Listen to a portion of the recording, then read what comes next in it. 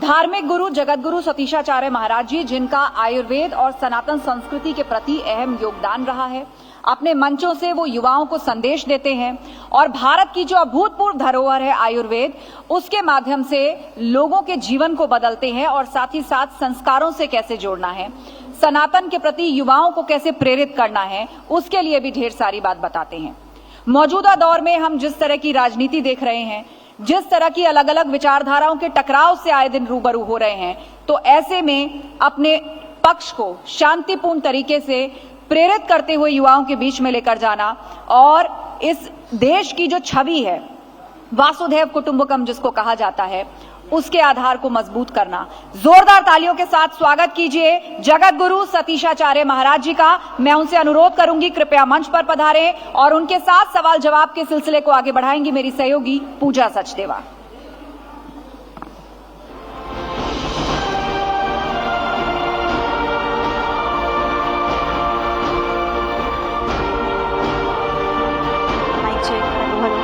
बहुत शुक्रिया आस्था आपका। नमस्कार। आभार आपका इस धर्म प्रचार के पद्धति को इस रूप पर मंच पर साझा करने का अवसर देने के लिए बहुत बहुत आभार। आचार्य साहब, आपका स्वागत है न्यूज 18 के इस मंच पर। सबसे पहले मैं आपसे सवाल जवाब करूं, लेकिन उससे पहले आपकी जिंदगी किस तरीके की रही है, किस तरीके की विचारधारा को लेकर आप आगे बढ़ रहे हैं, कैसे संस्कृति को प्रमोट कर रहे हैं, इसको लेकर हमारी टीम ने एक ऑडियो विजुअल के माध्यम से कुछ तैयार किया है। सबसे पहले हम चाहेंगे कि दर्शक वो देखें। Please play. आनंदित करने के लिए मजबूर करो, मुस्कुराओ, सुंदर बनो, हर आधे घंटे में प्रणाम करके पानी पियो, ये भूलना नहीं, याद रखना है। स्वामी सतीशाचार्य, जिनका एक ही लक्ष्य है सनातन धर्म की पताका पूरे विश्व में ऊंची करना। ये वो संत हैं जिन्होंने अपने प्रवचनों और सत्संग के माध्यम से हजारों लोगों को धर्म, भक्ति और ज्ञान के मार्ग पर चलने के लिए प्रेरित किया है। उनकी लोक कल्याणकारी सोच ने उन्हें संत समाज में एक खास जगह दिलाई है। यही कारण है कि प्रेमेश्वर पीठाधीश्वर स्वामी सतीशाचार्य को जगत गुरु की उपाधि से विभूषित किया गया। निर्वाणी अनि अखाड़ा, निर्मोही अनि अखाड़ा और दिगंबर अनि अखाड़ा ने कानपुर के रहने वाले प्रेमेश्वर पीठाधीश्वर स्वामी सतीशाचार्य को जगत गुरु की उपाधि से विभूषित किया है। इस मौके पर कानपुर में संत समाज और सनातन धर्म के अनुयायियों में हर्ष की लहर है। स्वामी सतीशाचार्य महाराज सालों से सनातन धर्म की सेवा कर रहे हैं। उनकी आध्यात्मिक साधना, वेद शास्त्रों में गहन निपुणता और समाज कल्याण के प्रति समर्पण भाव उन्हें अद्वितीय बनाता है। स्वामी सतीशाचार्य ने अपने प्रवचनों और सत्संग के माध्यम से हजारों लोगों को धर्म, भक्ति और ज्ञान के मार्ग पर चलने के लिए प्रेरित किया है। उनकी लोक कल्याणकारी सोच ने उन्हें संत समाज में खास जगह दिलाई है। यही कारण है कि मशहूर कथावाचक और बागेश्वर धाम के पीठाधीश्वर पंडित धीरेन्द्र कृष्ण शास्त्री भी इनके मुरीद हैं। क्या बात है, एक बार जोरदार तालियां महाराज जी के लिए। ये विजुअल्स हम देख रहे थे। सबसे पहले तो हमने विजुअल्स में देखा बाबा बागेश्वर जी एक कार्यक्रम में मौजूद हैं, आपको सुन रहे थे वो। जी, बागेश्वर और अनिरुद्धाचार्य दोनों ही हमारे ही पीठ के शिष्य हैं, दोनों ही वहीं से दीक्षित हैं। क्योंकि रामानंदाचार्य संप्रदाय विश्व का सबसे बड़ा संप्रदाय है, जिस संप्रदाय से मैं जगत गुरु हूं। रामानंदाचार्य संप्रदाय निर्गुण और सगुण दोनों के उपासकों का संप्रदाय है। ये वो संप्रदाय है जहां कबीर, रविदास, सूरदास, मलुकदास और रहीमदास सारे ही शिष्य रामानंदाचार्य संप्रदाय के हैं। अच्छा महाराज जी, एक बात बताइए, आपको लाखों लोग सुनते हैं, बाबा बागेश्वर, अनिरुद्धाचार्य जी, सबको हमने इस विजुअल्स के माध्यम से हमने देखा, आप किसे सुनते हैं? मैं अपने गुरुदेव को सुनता हूं, पूज्य महर्षि महेश योगी जी को, और मैं न्यूज नेटवर्क 18 सुनता हूं, क्योंकि आप इसके लिए तो तालियां बजनी चाहिए। नेटवर्क 18 आप सुनते हैं तो कैसा लगता है आपको सुनकर? मुझे लगता है कि देश बदल रहा है और इस देश के बदलाव में आपकी बहुत महती भूमिका है और इसे आप बहुत बाखूबी निर्वाहन कर रहे हैं। अच्छा ये बताइए कि सिर्फ सुनते हैं या देखते भी हैं? नहीं, देखिए, आप तो देखने की व्यवस्था है, न्यूज सुनना और देखना तब से ही ज्यादा अच्छा हो गया जब से न्यूज नेटवर्क 18 आया, क्योंकि यहाँ सौंदर्यता, दिव्यता, भव्यता और सौम्यता और सत्यता को सत्यापित किया जाता है। क्या बात है, सब कुछ एक ही जगह पर मिल जाता है, तो वन स्टॉप हो चुका है अब। अच्छा महाराज जी, ये बताइए, बाबा बागेश्वर हिंदू राष्ट्र की बात करते हैं, तो आप सहमत हैं हिंदू राष्ट्र बनना चाहिए? नहीं, देखिए, इसके ऊपर आपको थोड़ा समझना होगा। बाबा बागेश्वर हमारे शिष्य हैं, अनुदाचार्य हमारे शिष्य हैं, वो गुरुवत परंपरा में हमारे प्रति गुरु जैसी भावना रखते हैं। हिंदू राष्ट्र है ही, हम सब थोड़े से जागृत नहीं है, थोड़ा जागृत होने की आवश्यकता है। जब हिंदुस्तान और पाकिस्तान अलग अलग हो गया तो हिंदुस्तान ही बचा ना हमारे पास, तो हमें हिंदुस्तान तो होना ही चाहिए। हम सहिष्णु हैं, हम थोड़े सौम्य हैं, हम सबके सुनने वाले लोग हैं, हम दिया बाती वाले लोग हैं, हम पूजा पाठ फूलों से, पुष्पों से, आरती से, प्रसाद से, लड्डू से, भोग से, दीप जलाकर अपने सारे उपहार और सारे आयोजन करते हैं। सारी दिव्यता, सारी भव्यता और सारे उत्सव हमारे इसी के आसपास हैं। दूसरे वो लोग हैं जो हर चीज में केवल रक्त बहाते हैं, रक्तावली है वहां, चाहे बच्चा पैदा हो, खतने से शुरू होता है, फिर बकरीद, फिर वो हाय हुसैन हम न थे, हर बात में केवल रक्तावली है। देखिए, मैं इस बात तो विमुक्त कंठ से कह रहा हूं कि ये हिंदुस्तान है और ये पूर्ण हिंदू राष्ट्र है ही, और इसे न्यायिक तौर पर और राजनयिक तौर पर इसे अच्छा महाराज जी, मजबूती मिलनी चाहिए। आप कह रहे हैं कि हिंदू राष्ट्र है और दूसरी तरफ आप कह रहे हैं रक्त बहाया जाता है, लेकिन एक बहुत ही गंभीर मुद्दा है धर्मांतरण का। ऐसा क्या है कि लोग इतनी जल्दी उस तरफ प्रभावित हो जाते हैं? इतना आसान है क्या हिंदुओं का धर्म परिवर्तन कराना? इस बारे में आप क्या सोचते हैं? नहीं, मुझे लगता है कि आसान तो नहीं है, लेकिन हम सब में थोड़ा सा भ्रम है, और इसमें सबसे बड़ा कारण यह है कि हमारे अपने ही लोग इसके बहुत बड़े दोषी हैं, दूसरे कोई दोषी नहीं। उनकी संख्या बहुत थोड़ी सी है, हमारे अपनों की संख्या बहुत ज्यादा है, इसलिए यहाँ वहां भाग भाग करके सब विकास सब बर्बाद। अब मेरे मन में एक सवाल और आता है, आपने कहा कि अपने लोगों की हमारी संख्या बहुत ज्यादा है, लेकिन ये देश तो संविधान के हिसाब से चलता है। इस देश में जो कम लोग हैं वो भी अपने हैं, और इस देश में जो ज्यादा लोग हैं वो भी अपने हैं। यही तो हमारे देश की खूबसूरती है ना। तो जब हम अपने लोगों की बात करते हैं तो कहीं ना कहीं क्या हम दूसरे लोगों को पीछे छोड़ देते हैं, और संविधान से क्या हम यहाँ उसकी तौहीन कर देते हैं? आपको ऐसा लगता है? आप प्रसन्न हो जाइए इस बात पर कि ये विश्व का पहला धर्म है जो सबको गले से लगाता है, सहिष्णु है ये, और ये सबका स्वागत करता है। हम कम और ज्यादा वालों को अलग अलग थोड़ी देखते हैं, हम तो सबको अपना देखते हैं, हम अपने देश को नहीं। हमारे यहाँ परंपरा है, ये सब लोग, कुछ लोग बोलेंगे अभी इसमें, जानते होंगे कुछ लोग, हम वसुधैव कुटुंबकम बोलते हैं। हम बोलते हैं पूरी वसुधा ही हमारा कुटुंब है, सब हमारे अपने लोग हैं। लेकिन हमारे अपने लोगों को हम ये कभी भी छूट थोड़ी देते हैं कि आप अपना ही सर्वनाश कर लें। लेकिन बहुत अच्छी बात आपने कही कि ये छूट तो नहीं मिल जाती कि अपना ही सर्वनाश कर लें।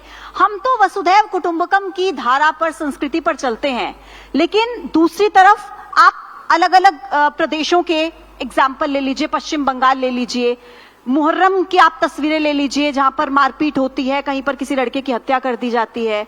आप कुछ ऐसी तस्वीरें ले लीजिए जहां पर आपको ये नजर आएगा कि जो मेजॉरिटी में है, जो ज्यादा संख्या में है, वो ही डर कर रह रहे हैं। ऐसा क्यों? आपको रामायण की ओर ले चल रहा हूं।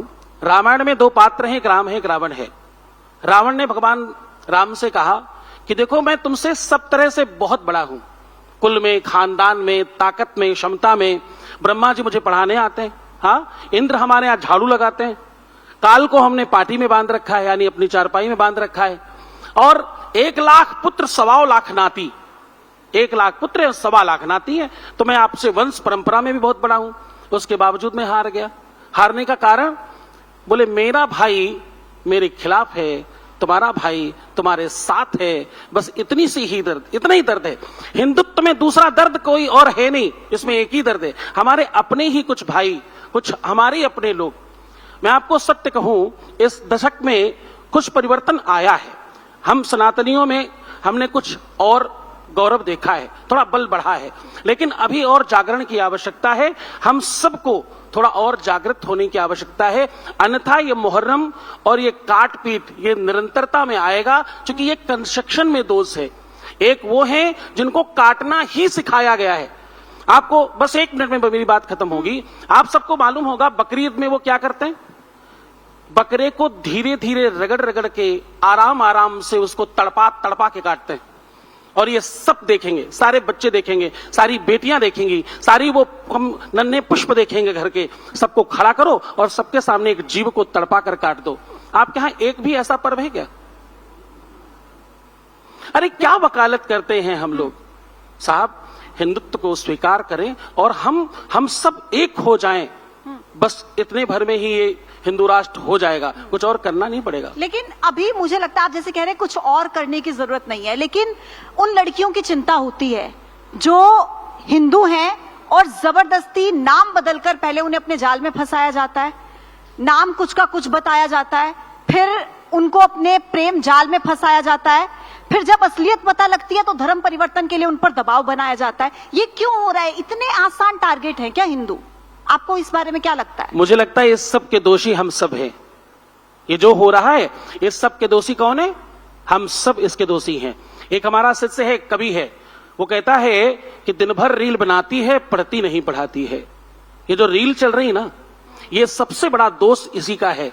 आप जो देखते हो, जो सुनते हो, जो तुम स्पर्श करते हो, जो खाते और पीते हो, उसका प्रभाव आपके जीवन पर सीधा पड़ता है। आप वैसे ही हो जाते हो। तो आप अगड़म बगड़म देखोगे, उसमें सीधा सीधा आएगा कैसे? बोया पेड़ बबूल का, आम कहां से होगा? जो तुम निरंतर सुबह से शाम तक, आजकल फोन में एक ऑप्शन है कि आप देख सकते हो आपका स्क्रीन टाइम कितना रहा है। मेरे कहने पर चेक करना, तुम्हें पता लगेगा तुमने अपना बहुमूल्य समय मैक्सिमम स्क्रीन टाइम में बर्बाद किया होगा। ये उसी का कुप्रभाव है। और वो अपना समय कहाँ लगाते हैं? हाँ? और वो अपना समय कहाँ लगाते हैं? कट्टर, कहते हैं ना कि कट्टर बन जाते हैं अपने धर्म के प्रति, वो बहुत कट्टर होते हैं। उनके यहाँ एक ही बात है, जो उनके मालिक ने कह दिया, जो उनके कुरान में बता दिया गया, लिखा है कि नहीं कोई देखने वाला नहीं, जो बता दिया गया, जो हदीस की बातें बता दी गई, जो उनका मौलवी, उनका वो और वो कहते हैं कि जो बोलते हैं, वो कहते हैं जो कि कहते वही सत्य। कुरान में ऐसा करना सवाब का काम है, पुण्य का काम है। इसको लेकर आप क्या कहेंगे? एक और शब्द है इसमें, वो गहजुबा हिंद क्या बोलते हैं, कहरवा हिंद, गहजबे हिंद, गजबा हिंद। ये शब्द का मतलब जब मुझे पता चला तो मुझे मालूम पड़ा कि समूचे विश्व को, पहले भारत को पूरा का पूरा मुस्लिम राष्ट्र बनाना उनका नैतिक धर्म है। बताइए इस प्रकार की संस्कृति में हम कैसे पलेंगे, हम कैसे आगे बढ़ेंगे? तो उनके यहां तो एक ही चीज सिखाई जाती है, जैसे भी हो काफिरों को समाप्त करो, काफिरों को परिवर्तित करो। उनके जितने लड़के हैं उनको बाकायदा पीछे से पैसे दिए जाते हैं, पीछे से धन का पूरा स्रोत बनाया जाता है, पूरा का पूरा फंडिंग किया जाता है। जितना हो सके बढ़िया बाइक लाओ, खूब सुंदर बाल कटाओ, खूब बेहतर दिखो और हर स्कूल के बाहर खड़े रहो, 2-4 लड़कियों को अपने जाल में फंसाओ और उसके बाद परिवर्तित करो। अच्छा, एक सवाल और मेरे मन में है, क्योंकि अभी देखिए सावन का महीना शुरू हो गया है, तो नाम लिखना बहुत जरूरी हो गया है दुकानों पर, और इसका विरोध किया जा रहा है कि नाम नहीं लिखा होना चाहिए, पहचान नहीं। आप इसको लेकर क्या सोचते हैं? कैसा फैसला है ये? नहीं, ये तो बहुत अच्छा नियम है। देखिए इससे सबका फायदा है, ये होना ही चाहिए, क्योंकि ये बहुत पवित्र मास है। इसमें लोग उपवास करते हैं, पूजन करते हैं, धर्म करते हैं, सत्कर्म करते हैं, यज्ञ करते हैं। ऐसी स्थिति में हमने कुछ भी दोषपूर्ण स्पर्श भी कर लिया तो सारा का सारा व्रत अनुष्ठान समाप्त हो जाएगा। तो हमारी पूरी की पूरी आस्था पर एक व्यक्ति आघात कर सकता है। क्यों? क्योंकि वो तो थूक कर दे देंगे, हाँ, वो तो झूठा करके रख देंगे। और आपको सत्य बताऊं, हमारे कुछ मुस्लिम जानकार हैं, मुझे मालूम पड़ा उस दिन से मुझे बहुत शर्म आई इस बात पर कि वो तो अपनी लघुशंका इत्यादि डालकर भी आपको खिला देंगे। इसमें भी उनको कोई संदेह नहीं है, और इसमें वो कहते हैं कि उनको बहुत प्रसन्नता मिलती है, और उनका ऐसा कहना है कि उनका हदीस और कुरान दोनों ही ये कहती कि ये तो आपके लिए जन्नत ले जाने का मार्ग है।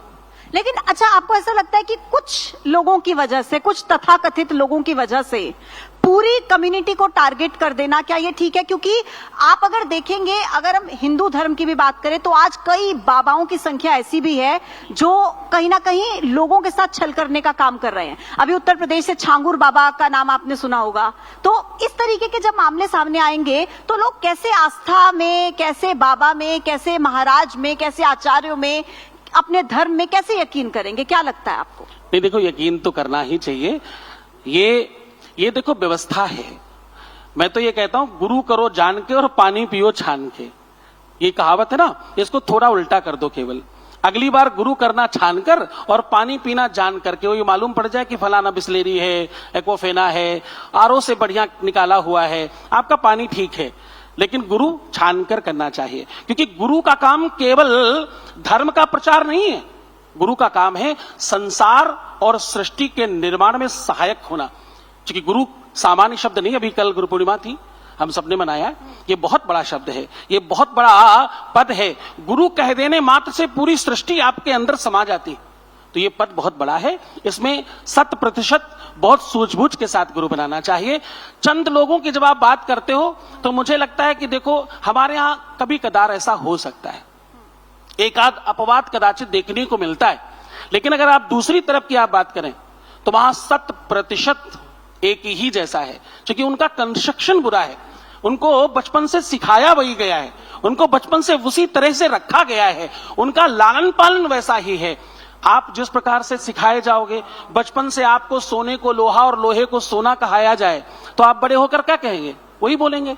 तो उन्हें तो बचपन से काटना, मारना, विरोध करना, ईंटें चलाना, पत्थर चलाना, सो हल्ला करना, शोर मचाना, नारेबाजी करना और 1 मिनट में इकट्ठे हो जाना। आपके यहां हो सकता है सब्जी काटने की चाकू भी नहीं मिले, उनके हर घर में कई तलवारें मिलेंगी, न जाने कितने अस्त्र शस्त्र मिलेंगे। अभी हमारे प्रदेश में, मैं जिस प्रदेश से आता हूं, वहां तो न जाने कितने वो हमारे यहाँ तो गुरुकुल होते हैं, इनके यहाँ क्या जहां पढ़ाते हैं ये लोग, क्या बोलते हैं उसे? मदरसा बोलते हैं। मदरसे में बड़ी बड़ी गन निकल रही हैं, बम बारूद बनाने का सामान निकल रहा है। एक गुरुकुल में अगर पूरे विश्व में निकला हो तो आप बताइए। ये धर्म अलग है, वो धर्म अलग है। अगर जैसे धर्मगुरु जो हैं, वो जब हिंदू राष्ट्र की बात करते हैं, सनातन धर्म की बात करते हैं, तो अक्सर विवादों में आ जाते हैं विपक्ष ये कहते हैं कि ये तो बीजेपी की भाषा बोल रहे हैं। अगर ऐसी कोई भाषा बोली भी जाए तो उसमें बुराई क्या है? कहीं पर भी जहां सत्य है, जहां वास्तविकता है, ये भाषा परमात्मा की है।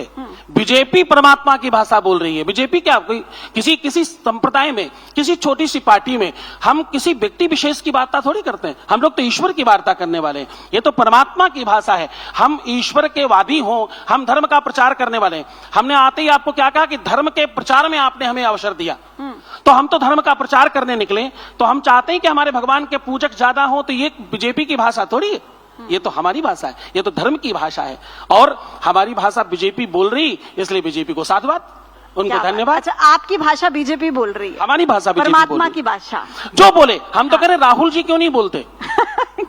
हम तो उनका भी स्वागत करेंगे, उनको भी आशीर्वाद देंगे। हाँ, राहुल जी नहीं बोलते क्या? नहीं बोल पाते, उन्हें सीखना पड़ेगा कि कुछ भी भाषा बोलने के लिए से मुझे इंग्लिश नहीं आती, मैं आजकल सीख रहा हूँ, जब सीख जाऊंगा तो बोल पाऊंगा। क्या क्या सीखा? मुझे जर्मनी नहीं है। थोड़ा सा बोलकर बताइए हमारे दर्शकों को। अच्छा, I am only responsible but I से नॉट व्हाट यू अंडरस्टैंड।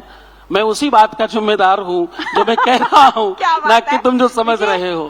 तालियां बजनी चाहिए। अगर धर्म का प्रचार करते हुए साथ साथ आप कुछ नया भी सीखने की कोशिश करें। एक सवाल मेरे मन में आया, इसके पहले एक और बात बताऊं मैं आपको, बहुत आनंद वाली बात है। हमारी 1 दर्जन यूनिवर्सिटियां हैं और 400 स्कूल्स हैं। मुझे लगता है शिक्षा से ही क्रांति आ सकती है। सोच में परिवर्तन तब आएगा जब शिक्षा में परिवर्तन आएगा। क्या बात है, बहुत बहुत महत्वपूर्ण बात आपने कही है। लेकिन जो आप कह रहे हैं कि आप धर्म का प्रचार करने आए हैं, मान लीजिए अगर आपको कल को मौका मिलता है राज्यसभा जाने का या कहीं से चुनाव आपको लड़ने का मौका मिलता है, तो ताउम्र धर्म का प्रचार करने का प्लान है या फिर किसी पार्टी का प्रचार करते हुए भी आपको देख सकते हैं हम? नहीं, देखिए, धर्म का प्रचार उससे ज्यादा बड़ा है, उससे ज्यादा व्यापक है। हम आज जगत गुरु हैं। जगत का मतलब होता है समूचे विश्व का। राज्यसभा अथवा कोई एक छोटा सा क्षेत्र पकड़कर क्या होगा। परमात्मा ने, रामानंदाचार्य भगवान ने मुझे पूरे विश्व का अवसर दिया है, इससे बड़ा कुछ और नहीं है। मैं तो दूर से प्रणाम करूं और उन लोगों को मुझे सिखाने का अवसर मिल रहा है जो राजनायक हैं, जो श्रेष्ठ पदों पर बैठे हैं। कोई ऐसा भी तो हो जो बाहर से राजनीति में ज्ञान जाने दे। का कोई प्लान नहीं है? राजनीति जाने का नाम थोड़ी है। राजनीति में तो कुछ पढ़ाने वाले लोग भी तो होने चाहिए। क्या बात, मतलब आप स्कोप छोड़ रहे हैं अभी? हाँ, मैं उस दिशा में बिल्कुल नहीं ऐसा चिंतन करता। हाँ। यद्यपि मेरे पास बहुत सारे अवसर आए, यद्यपि इस देश में मुझे ऐसा लगता है कि 4-6-10 प्रदेश तो ऐसे हैं जिनके मुख्यमंत्री और राजनायक सब बहुत अच्छे से मुझे जानते हैं। बहुत बार ऐसे अवसर आए, क्योंकि ये पहला संस्थान है जहां का मैं महंत हूं। हमारी अपनी राम मुद्रा भी है। अब देखो, तुम गूगल करना, हमारी अपनी करेंसी है जिसका नाम है राम मुद्रा। आप गूगल करेंगे आपको पता चलेगा। दुनिया की सबसे महंगी करेंसी है जिसका नाम राम मुद्रा है। $10 से लेकर के $17 के बीच में 1 रुपया है वो, जिसको एक राम कहा जाता है कि राम कृष्ण की धरती है। हम इस तरफ जाना चाहते हैं, हम इस तरफ बढ़ना चाहते हैं, हम इधर बढ़ाना चाहते हैं सब चीजें। अच्छा, एक सवाल और मेरे मन में है, क्योंकि जैसे अभी बाबा बागेश्वर विदेश गए थे तो कुछ लोगों ने ट्रोल किया उनकी जैकेट को लेकर, उनके महंगे गॉगल्स को लेकर। अक्सर हमने देखा है कि लोग इस तरीके से करते हैं कि अगर आप धर्म के प्रचार में हैं, अगर आप धार्मिक गुरु हैं, तो आप इस तरीके से महंगी महंगी वस्तु, यानी कि आपको मोह क्यों है? इस तरीके का सवाल अक्सर लोगों के मन में आता है और लोग ट्रोल भी करते हैं। इस बारे में आप क्या सोचते हैं? इसके लिए हमारे मित्र हैं, बहुत अच्छे राम कथा करने लगे आजकल, पहले कभी थे। वो कहते हैं, भैया क्या हराम वाले ही महंगी चीजें ले सकते हैं क्या, राम वाले नहीं ले सकते क्या? हाँ, फ्लाइट से चलना, ये सब व्यवस्था है, प्रेम है। जब आप प्रेम में किसी को कुछ देते हैं तो उसका मूल्य नहीं बचता। आप एक पेन किसी को पुरस्कार में दें अथवा स्वर्ण का कोई आभूषण दें, दोनों एक ही जैसा है। किसी ने बहुत प्रेम से दिया, साधु का काम है ले लेना, साधु का काम है ग्रहण कर लेना। वो कितने मूल्य का है, वो कितना महंगा है। अब मैंने जो कपड़े पहने मुझे थोड़ी पता कितने का है, हमने खरीदा ही नहीं। तो ये इस विषय पर मुझे लगता चर्चा करना भी बहुत अच्छा नहीं है, खासतौर से हिंदुओं को तो नहीं करना चाहिए। ऐसी कोई चीज देखें, दो चीजों का विरोध करें, ऐसा कुछ देखें तत्काल विरोध करें। और कोई बिटिया अगर अगड़म बगड़म रील बना रही है तो उसका विरोध करें, उसे डिसलाइक करें, क्योंकि उसे प्रोत्साहन मिलेगा और न जाने कल क्या होगा। आप बुजुर्ग लोग जब छोटी सी बिटिया का कोई उल्टा सीधा रील देख रहे होते हैं, वो क्यों नहीं सोचते मेरी पौत्री हो सकती है, मेरी बिटिया की बिटिया हो सकती है, मेरी बेटी की बेटी हो सकती है। ये उसे कैसे इस भाव में देख पाएंगे हम सब अगर विरोध करें तो ये बड़ा अच्छा हो सकता है, मुझे ऐसा लगता है। पहलगाम हमला बहुत ही दुखद, इतने लोगों की जान चली गई, लेकिन जवाबी कार्रवाई में ऑपरेशन सिंदूर को अंजाम दिया। क्या कहेंगे ऑपरेशन सिंदूर को लेकर? मुझे लगता है कि ये नया भारत है।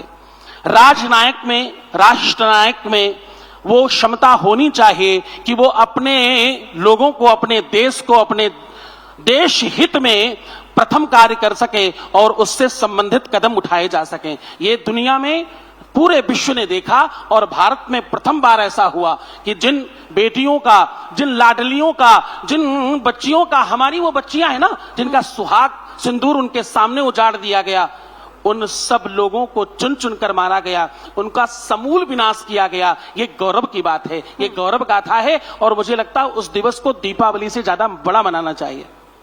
एक और सवाल, आपको जगत गुरु सतीश आचार्य महाराज कहा जाता है, लेकिन जगत गुरु की उपाधि से आपने खुद को सुशोभित किया, ऐसा कहते हैं। और कुछ लोग कहते हैं कि ये अहंकार है और कुछ लोग कहते हैं कि ये आत्मविश्वास है। नहीं, अहंकार तो जैसा क्या बचा हम में। अब हमने सब छोड़ देने के बाद ये मिलता है, कुछ नहीं है हमारे पास। आप यकीन मानिए कुछ नहीं बचता, ना घर, ना परिवार, ना आगे, ना पीछे, कुछ नहीं है। कल खाक हैं, मिट्टी में क्या अभिमान होगा, न जाने कब मर जाएं, कब कल सवेरा होगा कि नहीं क्या पता। हम तो बस इतना चाहते हैं, इसमें अभिमान तो नहीं, इसमें सिर्फ एक स्वाभिमान है कि मेरे बच्चे संवर्धित हों, ये सब पूरा का पूरा जगत खूब संवर्धन में आए, खूब इनका सबका लाभ हो, इनका जीवन बेहतर हो, मुझे इसमें अभिमान है और कोई अभिमान नहीं। अच्छा, कथा कहने का अधिकार अभी कुछ लोग आप सुन रहे होंगे कह रहे हैं कि सिर्फ ब्राह्मणों का होता है, जाति के आधार पर धर्म को बांट देना, और जैसा आपने कहा भी कि हिंदू धर्म क्योंकि जातियां इतनी हैं तो इस वजह से वो एकत्रित करना एक बहुत बड़ी चुनौती कई कबार लगती है। तो आप क्या कहेंगे इसको लेकर? क्या भागवत कथा करने का अधिकार सिर्फ ब्राह्मणों के पास? इसके लिए एक वेद का मंत्र है। हम सब तो क्या कहें, जो पढ़ा है जो लिखा है वही आपको बता सकते हैं। धन वृद्धा बल वृद्धा आयुर्वृद्धास्तथैव च ते सर्वे ज्ञान वृद्धश्च किम करा शस्य किम करा। जिसमें ज्ञान है, जो शिक्षित है, जो साक्षर है, जो शिक्षा संपन्न है, वो कुछ भी कर सकता है। इसमें जाति संप्रदाय ये तो सब केवल और केवल व्यवहारिकता है। आप शिक्षा से उससे बहुत ऊपर उठ जाते हैं। एक कोई आईएएस मिले तो मैं तो उसको हमेशा कहा करता हूं, तुम तो संत हो, इतनी तपस्या करके, इतनी साधना करके, इतना पढ़ाई करके तुम इस पद पर पहुंचे हो। आप आज यहाँ पहुंचे हो, ये कोई सामान्य बात है क्या? आज यहाँ बैठे हो, ये बहुत तपस्या का काम है। न जाने कितनों को आपने पीछे छोड़ा तो आप यहां तक पहुंचे हैं। तो मुझे नहीं लगता ये जाति, ये संप्रदाय। और हमारे यहाँ रामानंदाचार्य संप्रदाय में तो रविदास हैं, मलूक दास हैं, कबीर दास हैं, तुलसीदास हैं। तुलसीदास जी ब्राह्मण भी हैं और रविदास जी आप समझ ही नहीं। हमारे यहाँ मलूक दास, रविदास, कबीर दास और सोनदास भी हैं। ये 51 वो लोग हैं जिनसे पूरा समाज, पूरा विश्व सजा हुआ है। जाति और ये संप्रदाय ये बहुत छोटी बात है। हमारा देश तो उन्हीं संतों से है जो नीची जाति से, अच्छी जाति से आते हैं। एक और सवाल, क्योंकि देखिए संविधान का जब जिक्र होता है तो कई लोग ये कहते हैं कि संविधान भी धर्म के आधार पर, वेदों के आधार पर, उपनिषदों के आधार पर बनना चाहिए, लेकिन संविधान क्या धर्म के हिसाब से चलना चाहिए? इसमें जगत गुरु सतीशाचार्य महाराज क्या सोचते हैं? ऐसे प्रश्न करोगे कि कल तक मुझे लोग ढूंढते घूमेंगे। नहीं, ये सवाल बहुत जरूरी है क्योंकि बहुत बढ़िया प्रश्न है। देखो, वेद तो यही कहता है कि वेदोक्त तो होना चाहिए। ये परिवर्तनीय व्यवस्था है। एक समय हम अलग वेशभूषा में रहते थे, धीरे धीरे हमारी वेशभूषा, हमारा रहन सहन, हमारी सोच, हमारी विचार, हमारी परंपरा, हमारी व्यवस्था, हमारे संसाधन परिवर्तित हुए हैं।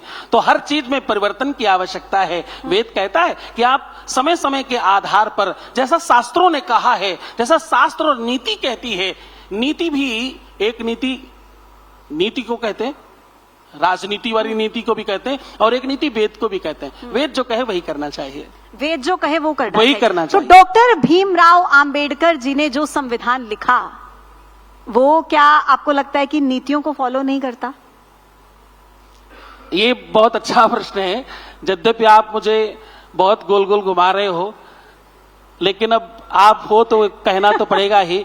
वो जिनकी आप बात कर रहे हो, डॉक्टर भीमराव अंबेडकर, वो अपने आप में बहुत शिक्षित और बहुत साक्षर पुरुष का नाम है। ऐसे महापुरुष कभी कभी आते हैं। उन्होंने जो लिखा है वो उस समय की, उस काल की आवश्यकता और मांग थी, बिल्कुल अनुकूल बात लिखी है। उन्होंने ये कभी नहीं लिखा कि भगवान और परंपरा और वेद और शास्त्र और उपनिषद ये गलत हैं। उन्होंने भी यही कहा वो सब सही है, उनके अनुसार होना चाहिए। तो संविधान मुझे लगता पढ़ने की चीज है। थोड़ा और एक आध बार उसको और अच्छे से संशोधन तो समय समय पर होते रहते हैं ना, संशोधन तो होते हैं। संशोधन वेदों के अनुसार अगर हो, राजनीति के तहत नहीं। देखिए, हमें बांटने के आधार पर किया गया कोई भी काम अमर्यादित है और अस्वीकार्य है। उसे तो स्वीकार नहीं किया जा सकता। हमारे 4 भाइयों को आप बांट दो, हम कहां ताकत में रहेंगे? संघे शक्ति कल जुगे, हम मुट्ठी में बंद होंगे तो हम ताकतवर होंगे। चलिए, बहुत बहुत धन्यवाद सतीश आचार्य महाराज जी, जोरदार तालियां इनके लिए। बहुत बहुत आभार। आपने मेरे हर सवाल का बहुत बेबाकी के साथ जवाब दिया। बहुत धन्यवाद। जय जय श्री सीताराम।